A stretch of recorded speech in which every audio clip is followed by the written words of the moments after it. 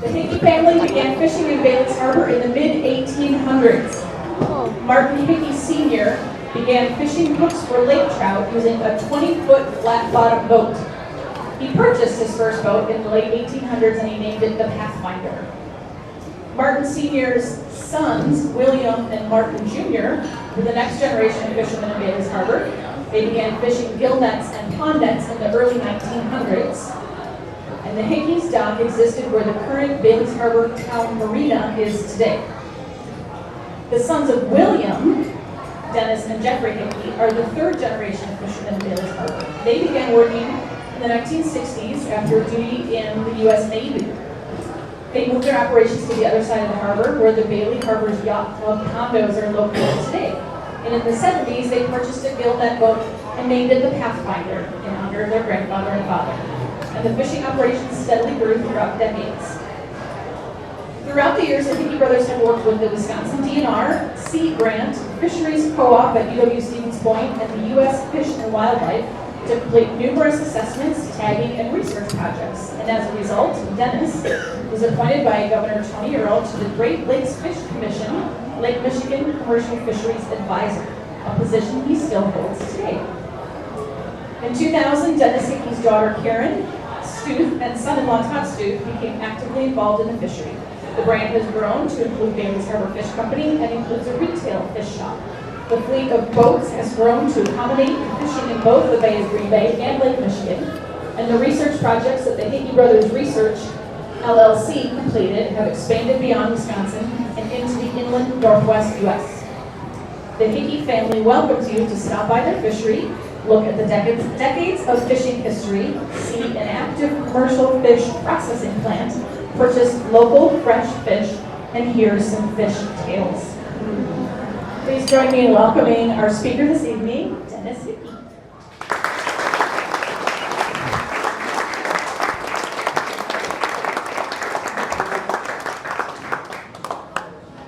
Okay, Amy has already told you some of what I have on my presentation here, and thank you for having me. And this is my grandfather's house.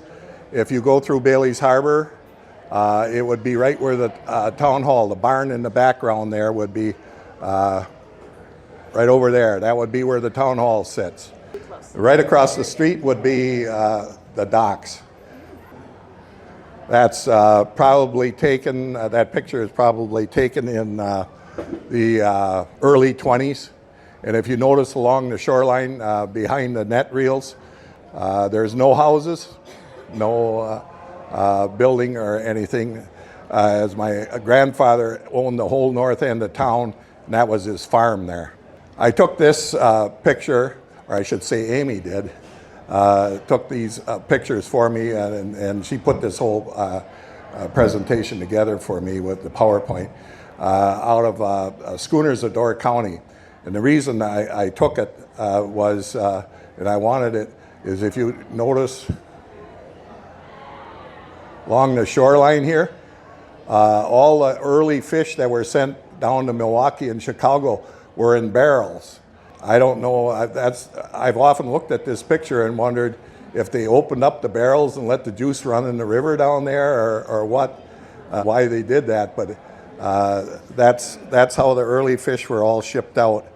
And in the background over there, that's a schooner like my grandfather had. He and the Brand brothers there in Bailey's Harbor went together, and they bought a schooner. The Brands own a general store, and they hauled merchandise back from Milwaukee, and my grandfather hauled fish down. This is a picture of a typical ponnet.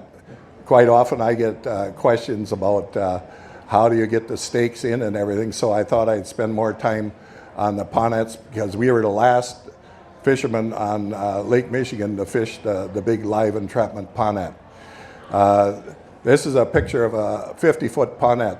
Those stakes would be about 63 feet long, and what we do is, you can't find good straight trees like that, so we splice the middle, and we use maple on the bottom and ash, white ash on the top.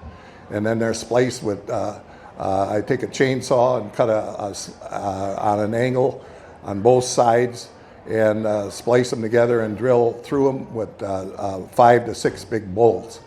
And the frame pole here is, we haven't found anything.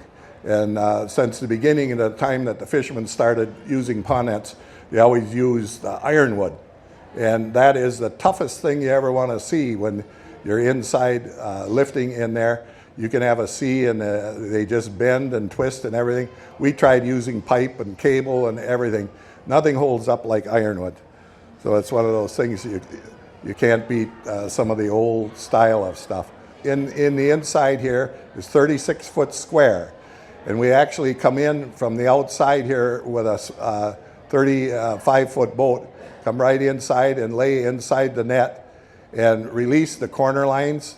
I've got some other pictures of the corner lines that I'll show you later, but I want to keep this picture so I can show you more stuff that we have to do. Then when we set it, these are the hearts. They go out heart-shaped and on both sides of the net. And then this would be the lead. That lead would be, well, we have some 900 feet and some of them were 1,200 feet long. And the lead goes towards shore because the principle of the whole net is that when fish come up to an obstruction, like that's actually a 14-inch mesh lead, big square lead, they don't want to go through it. They try and go to deeper water to go around it. And that's what makes the whole net fish. The ponnet is probably one of the most efficient and one of the best pieces of gear that the fishermen had.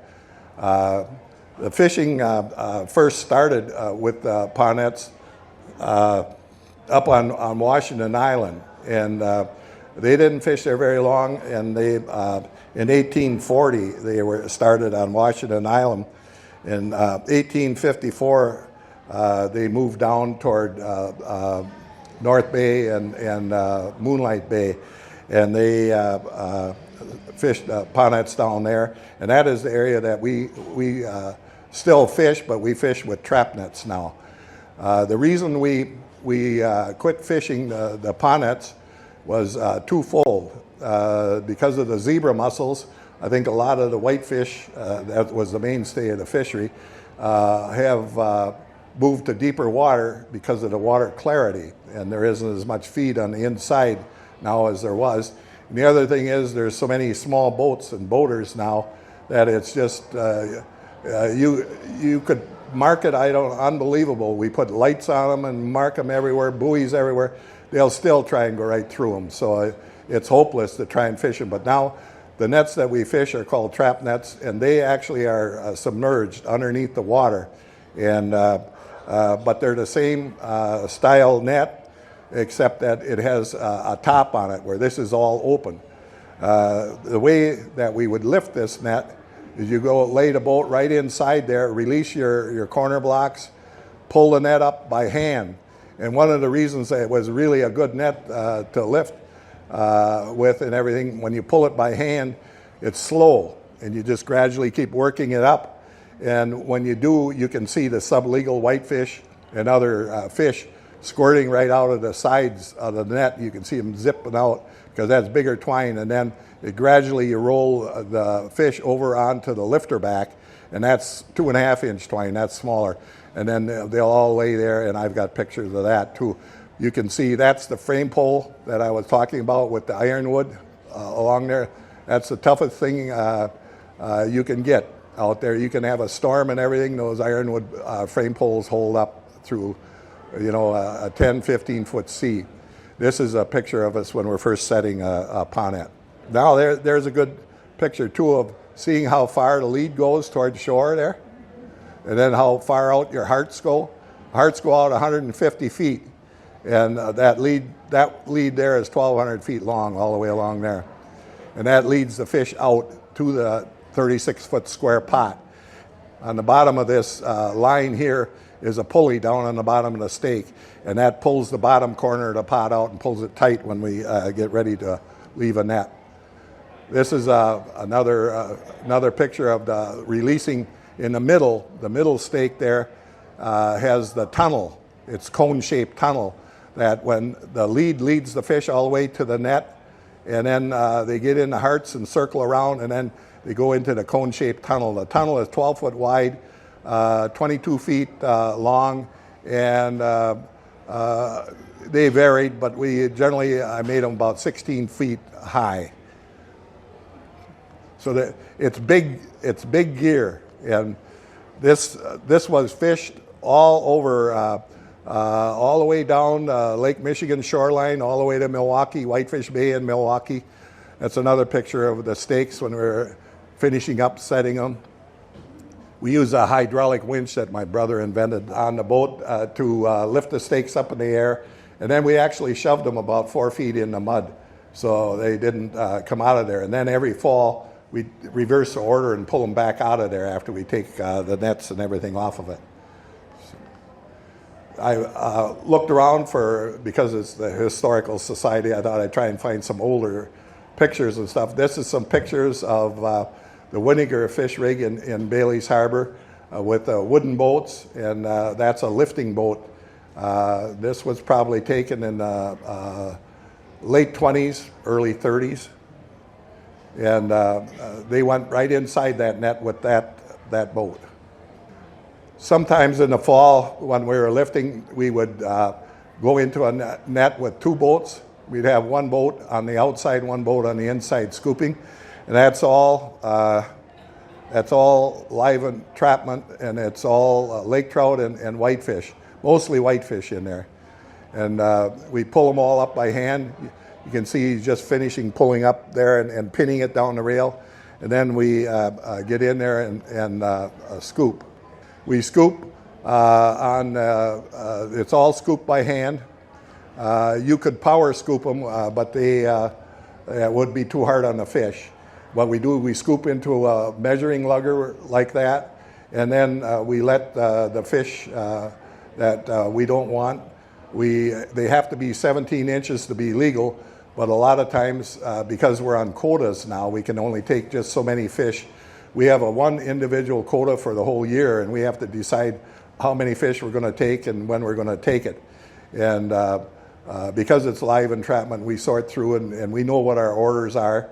And you can see how many we dump back. A lot of times we're dumping back, which would be legal fish, but we don't need that many fish that day or something for our orders, and so we don't take them. Now that's lake trout. It's my son-in-law and one of the gillnet boats. But that's a hatchery fish there. I can tell it has a fin clip. It doesn't have a dorsal fin. But we're seeing more and more lake trout now that are naturals that have reproduction. That would be the same trout that would be in the ponnet right there. This is an earlier picture when we were just fishing ponnets when we first started. We still had wooden fish boxes, and it was pretty cumbersome to shovel the fish in and carry all the boxes on the boats and everything with you and that. But this is probably down in North Bay when we were lifting. And sometimes when we had more fish than we had boxes along, we would just shovel the fish in a bin and dump ice on top of them and bring them in that way.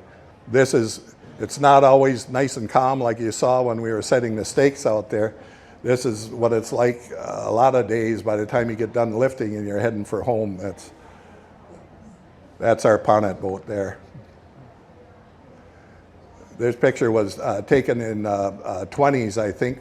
It would be in Bailey's Harbor. That's my dad's two sisters. And they had, I think he said it was something like a 46-pound lake trout. And when they dressed it, inside of it, there was a 5 or 6 pound trout. So, quite often, the earlier fisheries had a fish boil at the end of the week, and all the families got together and everything. This was at Winiger's across the harbor there. My dad fished with them in the later years. I would say this is probably about late 30s, and this is maybe 8, 10 families. That's about how many guys he had working there. This is, again, another picture of his twine boat. He used that for pulling the nets out and washing and everything, and this would be a wooden boat in the early approaches to it. Now that's a picture of our new boats. That's the way we pull twine the same way, and that's what our boats look like now. This is a picture taken on Yellowstone Lake, actually. That's in the morning before we set out go gill netting on Yellowstone Lake and Yellowstone Park. We do a lot of gill netting, and this would be with our first boat, the wooden gill net boat, and you set the gill nets out the stern door over a resetter bar like that. And the gill netting was going on quite a bit the time that there was ponnet fishing. But the ponnet fishing did the bulk of the volume always, all the way around the Door Peninsula. All the way down both sides of the peninsula, there were always a lot of nets. And at one time, I think it was 1874, there were 21 ponnets set around just Chambers Island alone. And I see in Advocate files, I've got copies of a lot of the fishing information that they did at that time. They were talking about having enough gill nets set, 18th of December, 1873, I believe it was, that it would reach 50 miles, and that was just in Fish Creek alone, that they were fishing that heavy during that time. And I think it was Kallenbach, Alfred Kallenbach bought 7.5 tons of lake trout about that time, about 1874, and there was really good fishing, and they hauled those to Sturgeon Bay by wagon.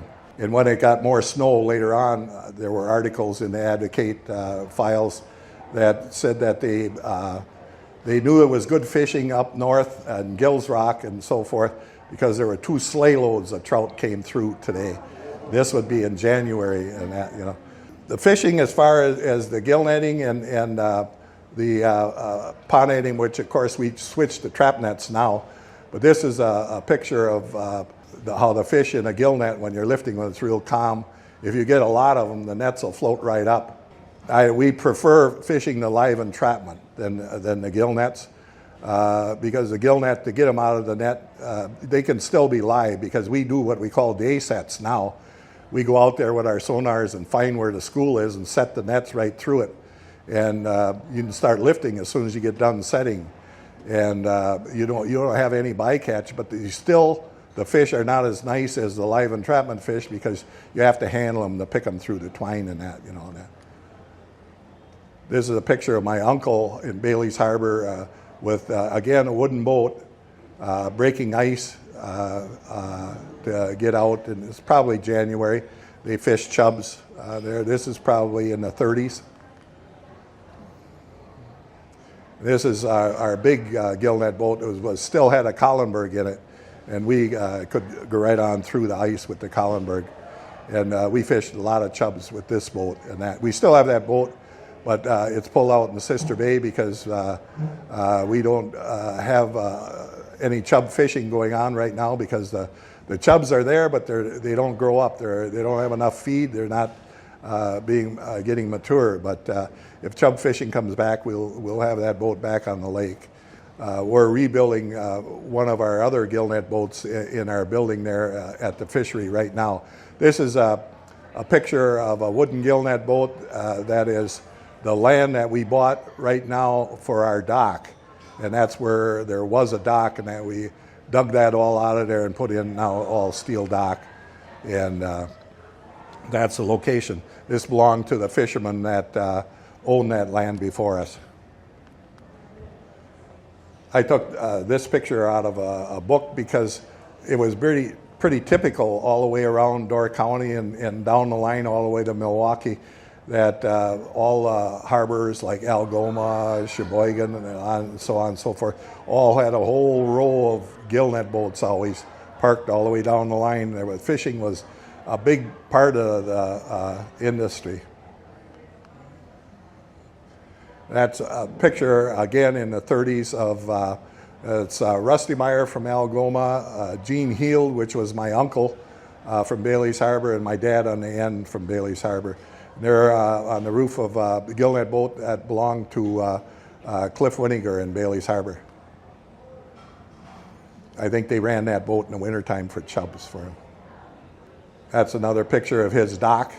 That dock is the way it looked before the yacht club bought it and dug it all out and built the breakwall. That goes right down the line where the breakwall is there now. And that building right there we still have over there. That was the box factory over at the fishery over there, and they moved it across the street, and it's now over there by our fish house. We just keep it because I think that this week is Peninsula School of Art will be around. I think they'll all be painting all over the place, and they enjoy it so much we decide, well, we'll leave that there. But sometimes it's awful tempting to bulldoze and put up a new building, but we want to keep it there because it's part of Door County, and as long as it's still got a good roof and everything, we'll leave it. This is a picture of a historical boat. It's a Marinette 42. Marinette Marine, right after, during the war and right after the war, they built about 150 gillnet boats over in Marinette. And they only built 3 Marinette 42s.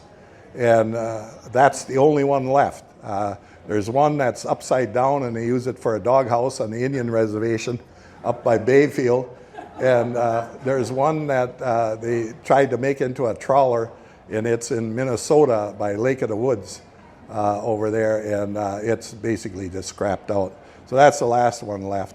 We took that in and restored it along with this one. We call this the Kokanee because we use this one out west in some of our contracts out there to restore the Kokanee salmon on Lake Pend Oreille, and it's now in Yellowstone Park. We have 4 Marinette 35s that are left, and we have 4 of those we bought up. The reason we did is that they'll go down, they're 13 feet wide, and that's the legal limit to go down the road with a semi. And they also are the right height. You can get underneath bridges and stuff with them. Anything bigger you can't.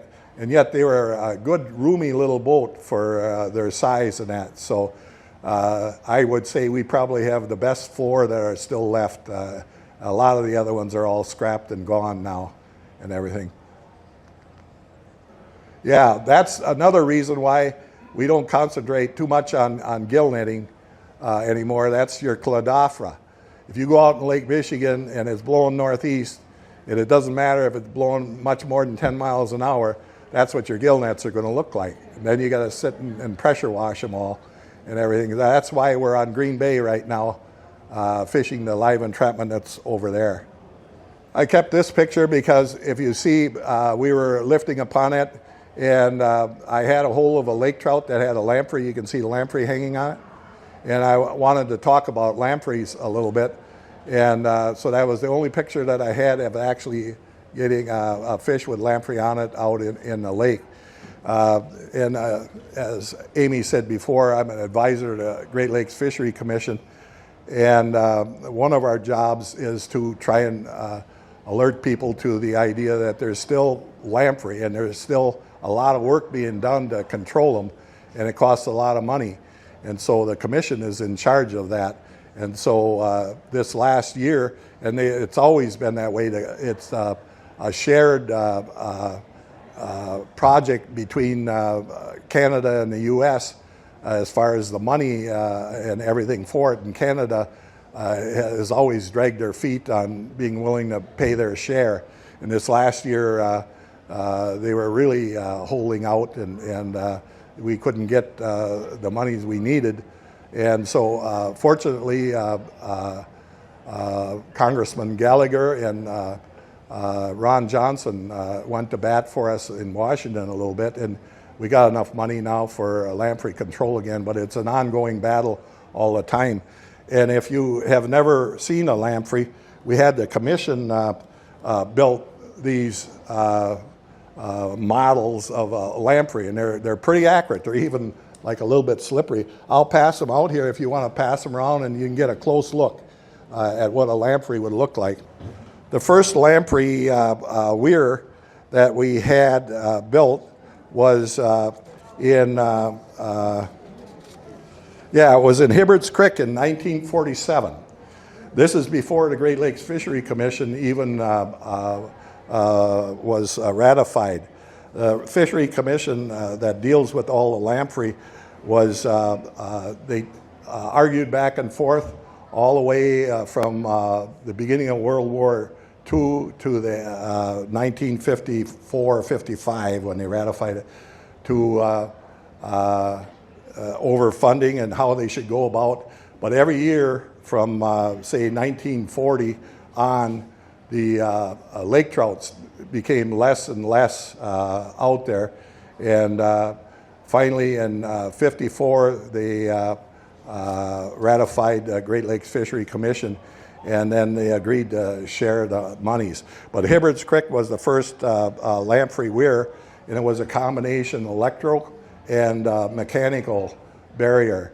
And the U.S. did that on their own. They were already working on trying to eradicate the lamprey. And they also were working on lamprey control with lampricide.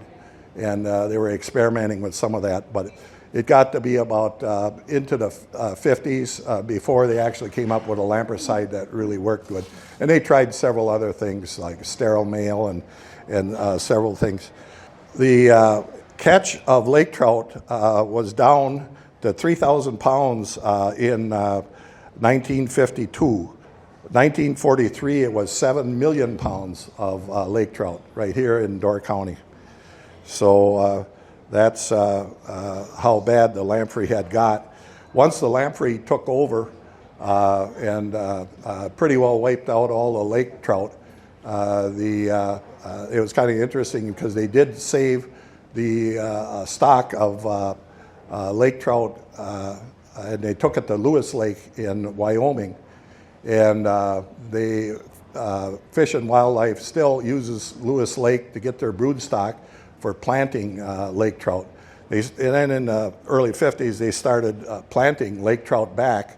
There were a lot of people that were naysayers that said, "Oh, you'll never get the lake trout back," but they kept on, and through a lot of effort over the years and everything, I can say that we've actually got pretty good reproduction of natural lake trout right now. We're not allowed to take any lake trout, and we buy lake trout from the tribal guys on the northern end of Lake Michigan, and they fish basically probably the same fish that they're dumping in on the southwest corner of Beaver Island out there that are planted by Fish and Wildlife. And then we have to buy them and bring them back, and we can smoke them and sell them to our people and that. But we see a lot of natural reproduction. I've been keeping track of it, and I take pictures of it and everything, of the lake trout that we buy. They have about 70 to 75% natural reproduction that they're getting out of the north end of Lake Michigan. Last winter when we were gill netting out there, we were getting 30, and I saw it as high as 50, but it was mostly, I'd say it averaged about 30% natural reproduction. But looking at what I've seen that the sport fishery has brought in, because we process a lot of fish for the sport fishery in all the way, the farthest I've seen a guy come was just the other day, all the way from Kewaunee. He came with 3 lake trout, and he had 2 of them were natural lake trout that he caught. He saw a big school of fish, and so he trolled through it, and he caught 2 lake trout. And then he was still trolling later that day again for salmon, because it was the salmon tournament this last week. And he caught a hatchery lake trout. but he brought them up there. And I've got pictures of those too, natural, and they are the same year class. To me, it looks like the same ones that we're buying from northern Lake Michigan up there. So there has to be one big hatch of natural lake trout out there. And that's the same size that in the 30% that we were getting last winter in the gill nets out front. I'd see that same size. There's a big crop of them in that. So they have the dorsal fin is clipped on them. That's, I know I was talking to people before, that's one of the new aluminum boats that we had built. That's the Palmer Johnson crew that built the boats for us. And we put the engines and the hydraulics and all the wiring and everything in ourselves. And that boat's out west. That's a trap net boat now. That's the boat we had to switch to, but it's set up for lifting gill nets right there. You can see the roller in that, but it'll lift gill nets or trap nets. But we switched to that because it'd be pretty hard to fish pond nets anymore, even though we still have all of our nets and everything. But well, you never know. Things could change, but we're probably better off to stick with the trap nets. We have another situation that we're concerned about is over on the Green Bay side. Right after the walleyes are spawning, they come out into the nets and they just gorge themselves on small whitefish. Yeah, a lot of times when the fish are coming to the surface in the net, they're burping up small whitefish. This is whitefish that they had in them. And we're concerned that the walleye population is really getting big on Green Bay side, and they're one of the fierce predator fish.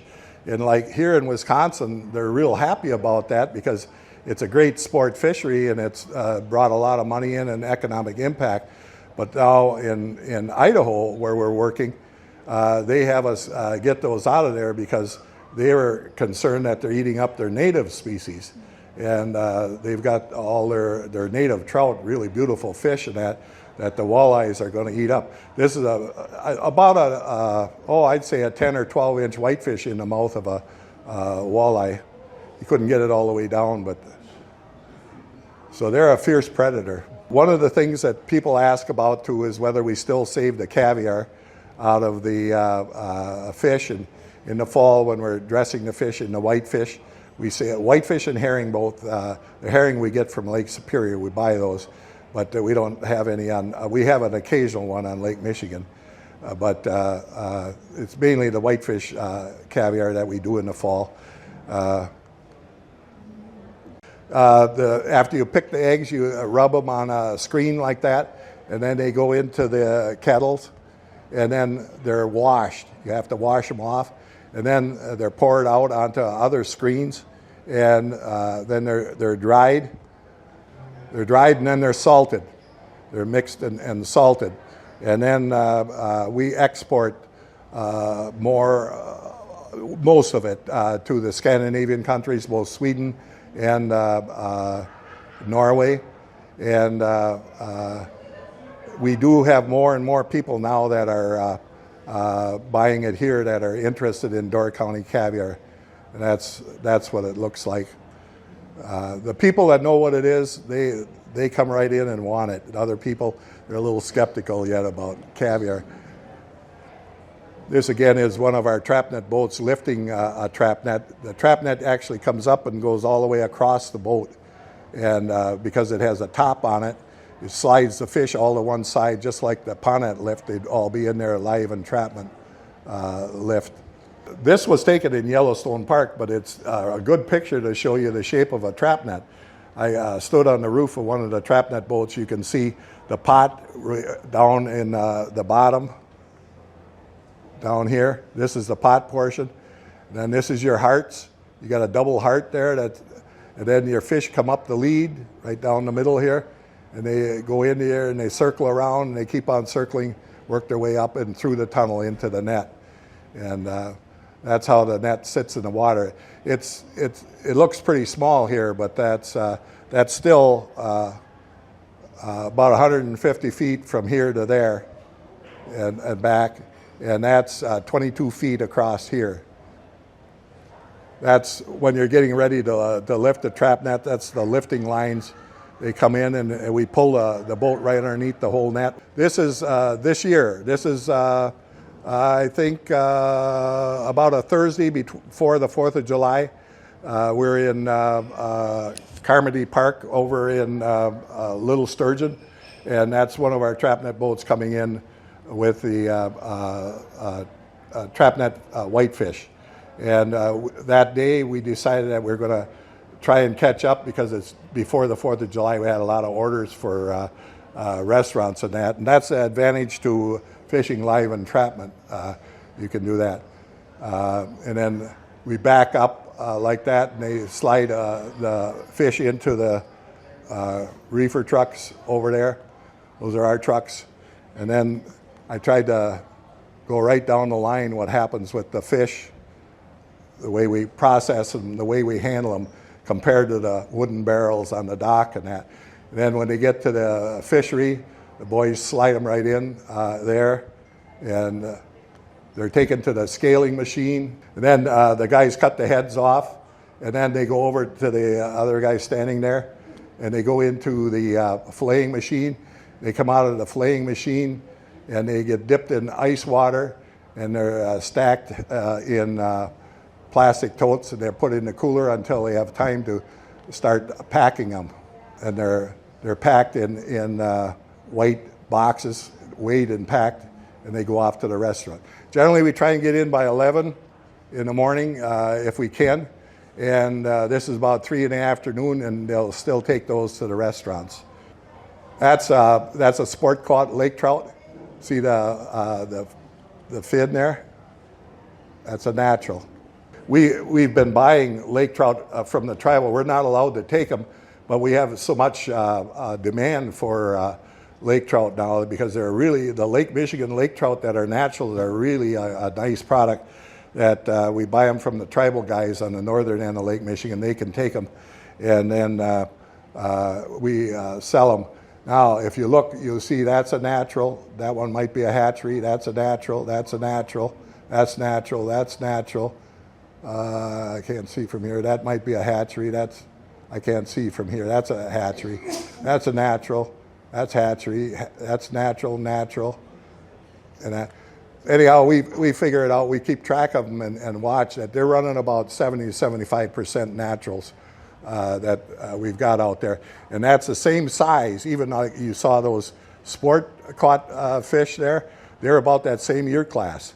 And there, see here I've got another picture of one that's bigger, so that's a different year class, and he's a natural too. You know, that came in with the Indian fish in that.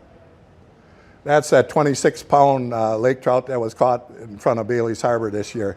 And if you look right there, it's a natural.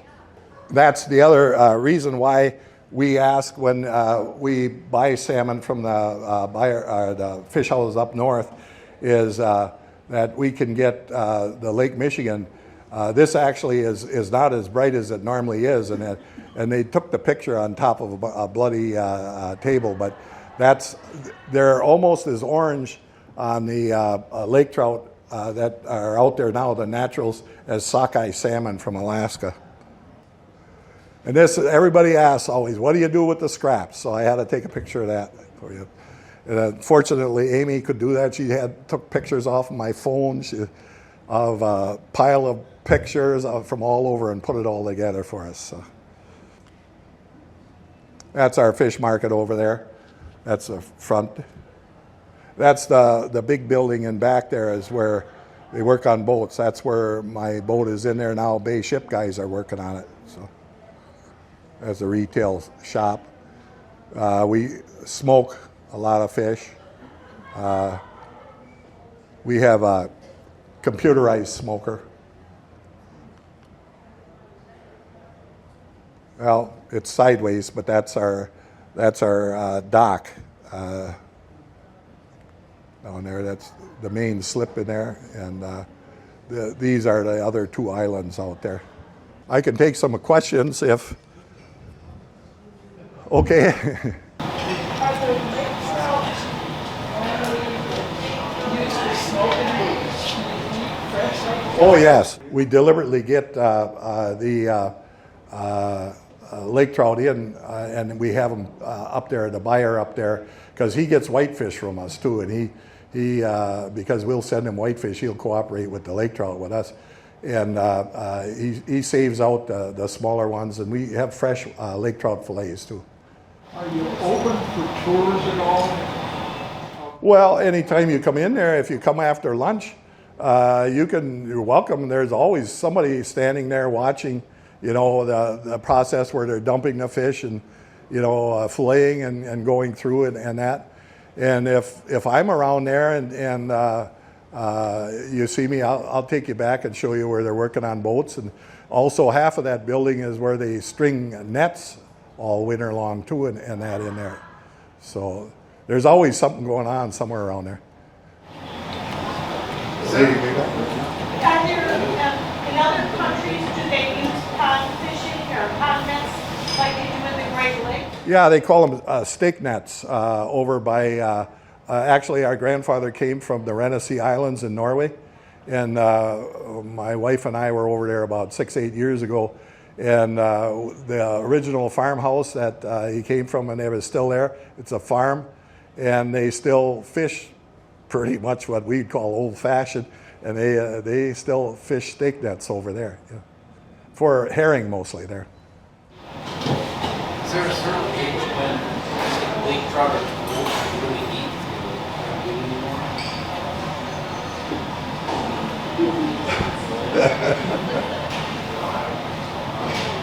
No. What's the oldest one you ever saw, Mark? Lake Superior, there's one lake trout that are 40 years old.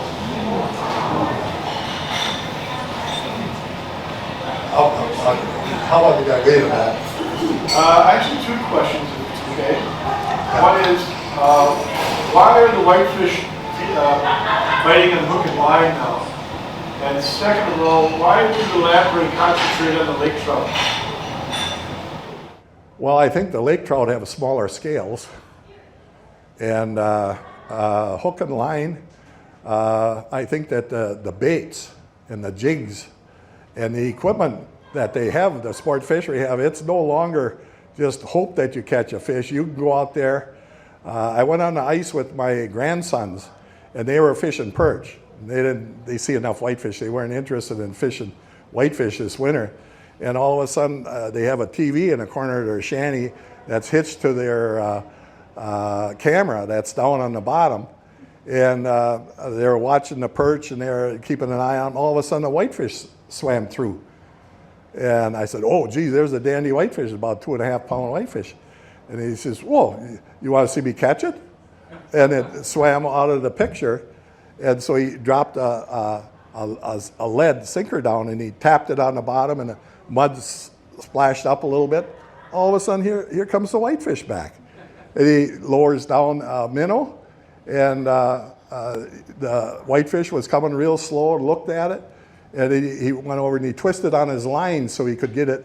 I don't know if it was the head or the tail. He had to get it the right direction, and the whitefish grabbed it. He had the whitefish. But they never used to catch them on hook and line. Well, I think they've got better baits and better technology now. They get out there, and it's no longer, because if one guy gets into a good school of whitefish, he gets on his cell phone, calls the other guy, and here he comes with his snowmobile and track machine and pop-up shanty, and there they go. It's no longer, that it's an innocent type thing. They can really do a number. The sport fishery, there's no question about it, catches more whitefish on Green Bay than our quota, than the commercial quota, if they have good ice. Last winter they didn't, and that helped the whitefish stocks. We noticed that right away this spring, that the stocks were in real good shape, But when they can get at it, and the way it's advertised and promoted in magazines, sport magazines and fishery magazines, and it's I think the bag limit. I don't think, how many is the bag limit? 10? Yeah. 10 in the morning, 10 in the afternoon. Well.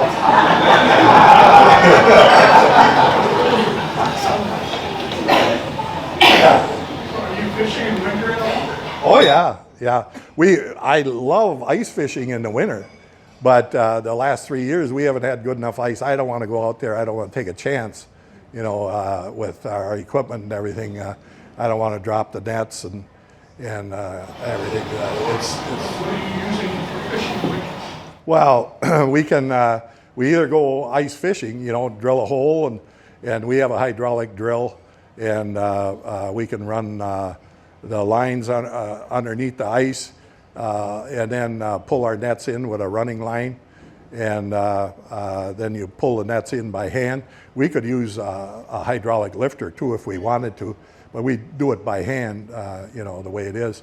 And it would, if you had a good winter and good solid ice, we could keep up with the restaurant orders and everything, just fishing on the ice. But what we do is, that's why we're rebuilding that boat that we have in the big building there now, because we're putting all new steel on it, all new bottom, halfway up the sides, all the decking, everything will be new engine, everything. Because now there aren't any other fishermen out there. You're all alone 10 miles out on Lake Michigan, in January. You better have some good equipment, on that. But to be able to rebuild that Burger boat and make it like new, that's a good investment anyhow. Yeah.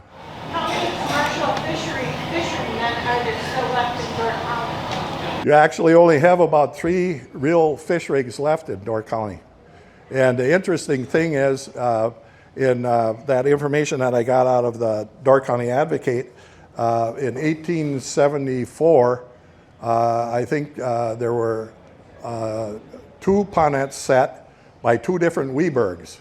And they are also one of the guys that switched to trap nets like we did. And actually, they switched to trap nets before we did. We fished ponnets longer than anybody. And they're still fishing trap nets in probably the same spots that they fished the ponnets in, say, the 1860s, 70s, And that's the thing. We have all of our lines for our ponnets are still out of the lake. Our anchor lines for the stakes, they're pulled into a harness and pulled real tight, and they're laying on the bottom out there. I'm sure they're coated in zebra mussel, but if we wanted to, we could go right back to that exact spot and set those nets back. We had a net in Moonlight Bay that we set in a spot that I know our grandfather fished, and it fished really good. And when we were doing the work with University of Wisconsin Stevens Point Fisheries Co-op, we tagged fish after the season, and they were doing an age, growth, and migration study on whitefish. And we had 2 jumbo whitefish that came back 2 years in a row on the same day to that net. Have you ever snaked into any of the old shipwrecks? Oh yeah. We had one out in well, it would be northeast of Bailey's Harbor a little bit, about in the middle of Moonlight Bay, and it was out in 42 fathom, and we thought it was a schooner, and it turned out we got stuck on it several times. And then I had the dive club from Green Bay came up when they were asking us about it.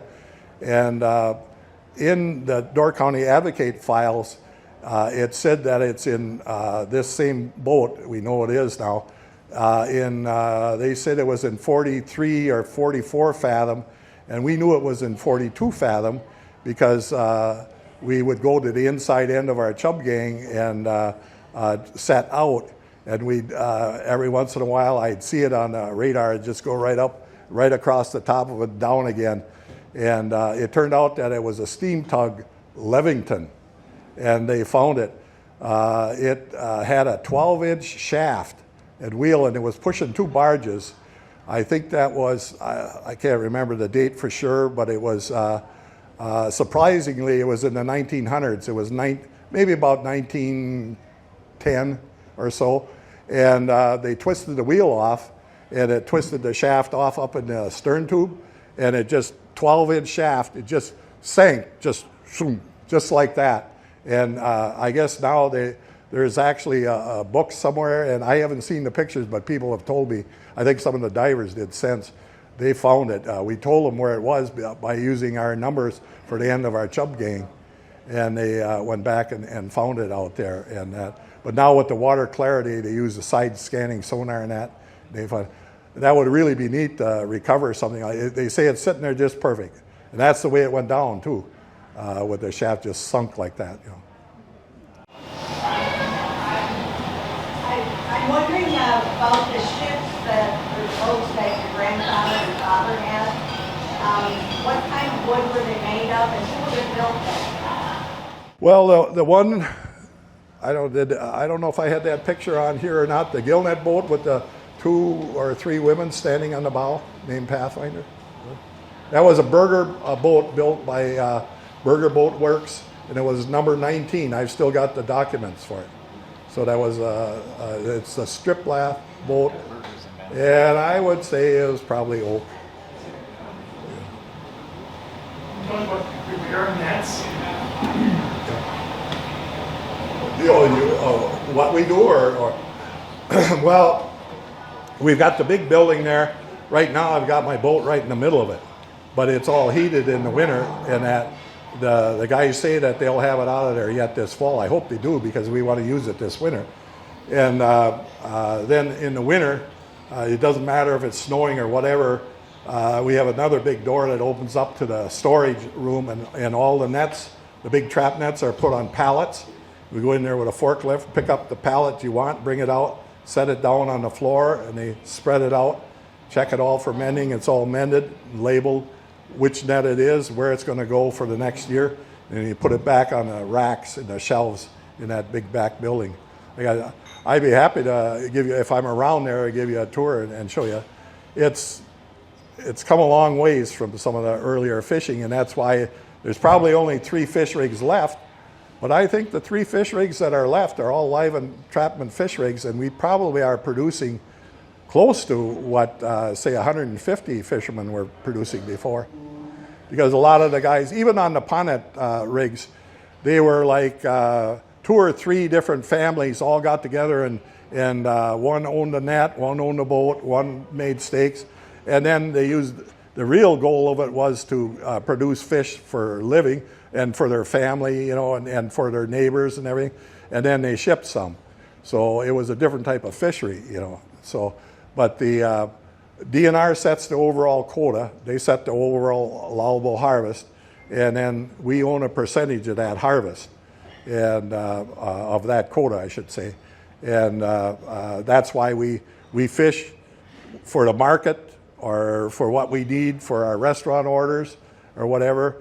We could easily go out there with the stocks of fish, and we could easily fish ourselves out of business in a couple months. But you don't want to do that, because you can get more money out of your fish. That's one of the reasons why we still do caviar at that, because we export that to Norway and Sweden, and there's a big demand for that over there, golden caviar. What is the biggest whitefish?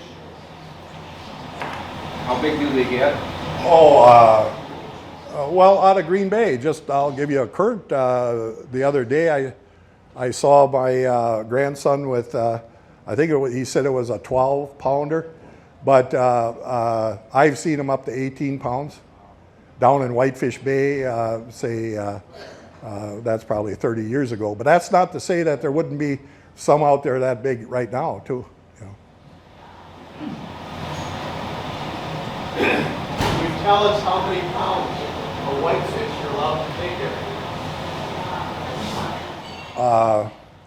I think our quota on the bay is 140,000, I think. They cut our quota on the lake, so I'm not sure just what that's at right now. It used to be about 200,000 or so, but I think they cut it way back because the stocks have declined here in the last few years. But I'm not sure what the quota is. But that we wound up having to buy, to get our quota on the bay, we bought out probably 20, 25 other fishermen, small fishermen, to get small quotas, to keep adding it into ours to get to the quota that we have. So that was the goal of the DNR when they went to limited entry fishery, was to not have so many fishermen, but that the fishermen that were out there were serious and had a good investment, and that they would, be able to manage the fishery better that way. Right now, a lot of people don't realize too that the amount of reporting that we do. We actually do, I think, a lot of the assessment work for the DNR, and they can sit in their office and it comes right in on their computer twice a day for them, from all 3 fish rigs. What we have to do is they wanted us to do it now. As soon as we come out of the net, we have to count all the fish. Doesn't matter if it's whitefish or if it's sublegal that we're throwing overboard or if it's legal that we throw. Everything has to be accounted for. And every sucker, lawyers, burbot, you name it, it all has to be accounted for. And they wanted us to come out of the net, lay there, and send it to them. Punch it all in and send it to them. You got to send them the lat and longitude of each net, the inside and outside end of the net, like the end of the lead and outside, so they know exactly which net you're in, so they can sit and figure that out. And it all gets called in. But we just don't have time. And we said it's ridiculous because it blows 9 or 10 o'clock in the morning. It starts blowing every day. It always seems like that anyhow. And we can't waste the time. We got to get going and get those fish back for processing and that. So we said we'll give you the estimated catch. The estimated catch has to go in before you get to the dock. And a lot of times, I'm sure the wardens are getting it on their computer. And so they're sitting off watching how many boxes we unload, to see if it matches with what we already called in. And then what the guys do, they put it on a card after every net, and they put all the cards together, and then they hand them to my daughter. And then she collects them all. And at the end of the day, then she sits and fills out all that paperwork. For each net, has to have, what it had in it, and it has to be sent in. And then in the lake, because we fish different grid zones, we fish actually from Whitefish Bay as a grid zone, then up to North Bay, or to Bailey's Harbor is a different grid zone, and then North Bay. So if we lift all the way along the line, it has to be 3 individual separate reports on all of the individual nets have to go in every day. And then it has to be in by midnight of the same day that you lift, or otherwise you could get a fine or you could lose your license. So that's the kind of regulations that we're working with.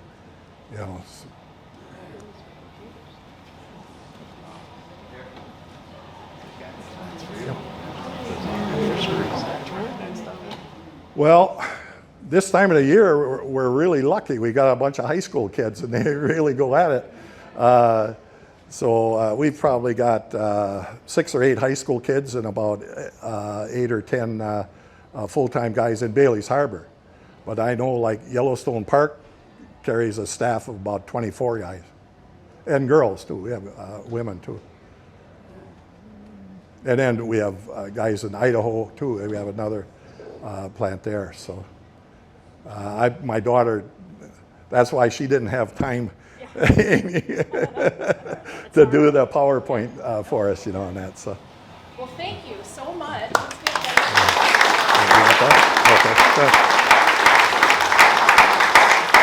Well, I know I learned a lot of new things and won't ever eat fish the same again. I will be thinking about you and all of your boats and everything the next time I enjoy a meal out. So thank you so much for being here. We really appreciate it. Thank all of you for coming. Have a